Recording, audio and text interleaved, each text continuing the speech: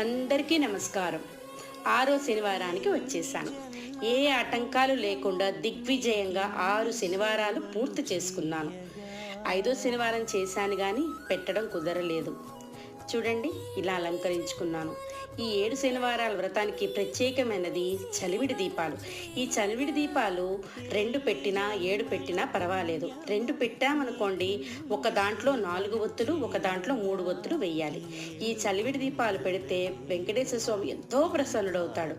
ఇగోటి బియ్యం పిండి, బెల్లం, ఆవు నెయ్యి, ఆవు పాలు ఇవన్నీ వేసి కలిపి 2 ప్రమిదలు చేసి ఒక దాంట్లో 4, ఒక దాంట్లో 3 ఒత్తులు వేసి నువ్వుల నూనెతో దీపారాధన చేయాలి.